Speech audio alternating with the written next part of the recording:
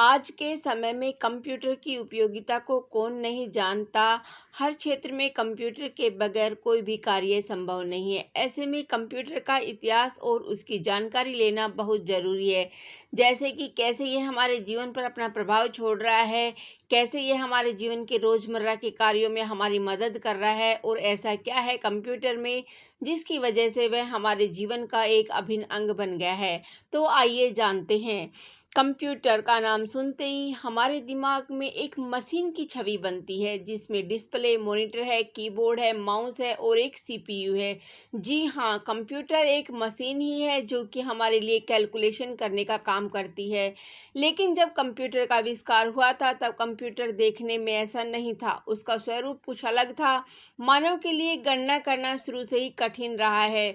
मनुष्य बिना किसी मशीन के एक सीमित स्तर तक ही गणना या कैलकुलेशन कर सकता है। ज़्यादा बड़ी कैलकुलेशन करने के लिए मनुष्य को मशीन पर ही निर्भर रहना पड़ता है।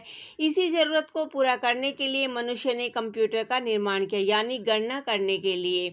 अबेकस लगभग 3000 वर्ष पूर्व अबेकस का निर्माण लगभग 3000 वर्ष पूर्व चीन के वैज्ञानिकों ने किया था। एक आयताकार फ्रेम में लोहे की छड़ों में लकड़ी की गोलियां लगी रहती थी जिनको ऊपर नीचे करके गणना या कैलकुलेशन की जाती थी। यानी यह बिना बिजली के चलने वाला पहला कंप्यूटर था। वास्तव में यह काम करने के लिए आपके हाथों पर ही निर्भर था। तो इसका अर्थ है कि जो भी मशीन गणना करने में आपकी मदद करती है वह एक कंप्यूटर होती है। केवल आपके घर में रखा डिस्प्ले, मॉनिटर, कीबोर्ड, माउस और सीपीयू से बनी मशीन कंप्यूटर नहीं होती है। अब चलिए कंप्यूटर की परिभाषा को जान लेते हैं। कंप्यूटर शब्द की उत्पत्ति कंप्यूट शब्द से हुई है जो कि एक लैटिन भाषा का शब्द है जिसका अर्थ होता है गणना करना। अब आप कहेंगे कि यह सब तो ठीक है, लेकिन कंप्यूटर शब्द के लिए लैटिन भाषा की कंप्यूटर को ही क्यों इस्तेमाल किया गया? तो इसके पीछे भी कारण है।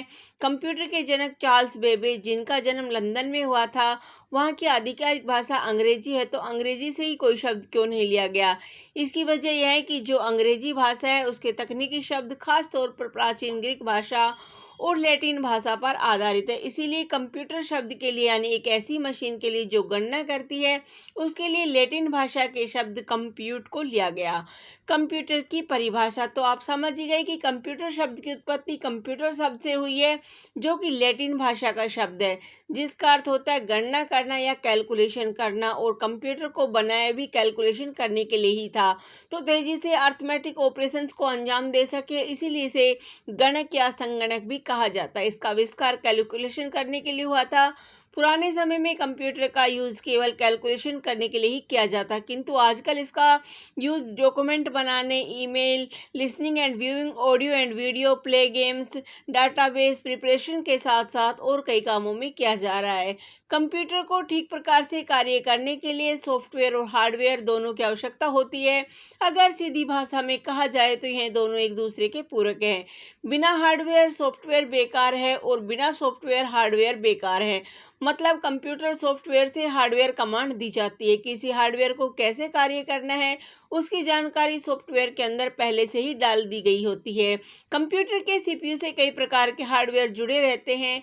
इन सब के बीच तालमेल बनाकर कंप्यूटर को ठीक प्रकार से चलाने का काम करता है सिस्टम सॉफ्टवेयर, यानी ऑपरेटिंग सिस्टम।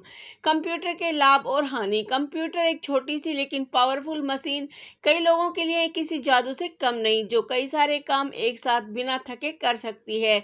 इसके कई लाभ हैं, लेकिन इससे होने वाले नुकसान को भी अनदेखा नहीं। कंप्यूटर के लाभ। आज हर जगह कंप्यूटर का उपयोग बड़े पैमाने पर किया जा रहा है। इससे सबसे बड़ा कारण यह है कि मनुष्य के मुकाबले बहुत तेजी से काम करता है। यह बहुत बड़ी गणना को कुछ सेकंड में कर सकता है। आज हर चीज कंप्यूटर पर उपलब्ध है। आप बहुत सारा डाटा कंप्यूटर में स्टोर कर सकते हैं और उसे कभी भी उपयोग में ला सकते हैं। और अगर आपके पास इंटरनेट की सुविधा भी है तो आप क्लाउड स्टोरेज का उपयोग कर इंटरनेट पर भी अपने डाटे को सुरक्षित रख सकते हैं। आप कभी भी और कहीं भी अपने दोस्तों के संपर्क में video call, email, social networking जैसी सुविधाओं के माध्यम से जुड़े रह सकते हैं। आप इंटरनेट पर कोई भी जानकारी प्राप्त कर सकते हैं। बैंकिंग जैसी सुविधाओं में कंप्यूटर तकनीक का जवाब नहीं। आप घर बैठे बैठे अपने मोबाइल फ़ोन से या कंप्यूटर से किसी को भी रुपए ट्रांसफ़र कर सकते हैं। आज मोबाइल रिचार्ज, बिजली का बिल से जमा कराने से लेकर ऑनलाइन शॉपिंग, यहाँ तक कि हवाई जहाज तक कंप्यूटर द्वारा उड़ाए जा रहे हैं, वह भी बिना कोई गलती किए। शिक्षा और चिकित्सा के क्षेत्र में कंप्यूटर ने दुनिया को बदल दिया है। आप घर बैठे बैठे ही बेस्ट टीचर संस्थाओं से शिक्षा प्राप्त कर सकते हैं और चिकित्सा की बात करें तो दुनिया के बेहतरीन डॉक्टर से इंटरनेट पर परामर्श ले सकते हैं। और अब तो मेडिकल स्टोर जाने की भी जरूरत नहीं है, आप घर बैठे ही दवाइयां भी ऑर्डर कर सकते हैं, चाहे वह आपके शहर में मिलती हो या नहीं। कंप्यूटर से हानियां, जहां एक और कंप्यूटर लोगों को स्मार्ट बना रहा है, वहीं दूसरी ओर इसका जरूरत से ज्यादा प्रयोग बीमार भी बना रहा है। कंप्यूटर और मोबाइल का अधिक प्रयोग स्वास्थ्य के लिए हानिकारक साबित हो रहा है।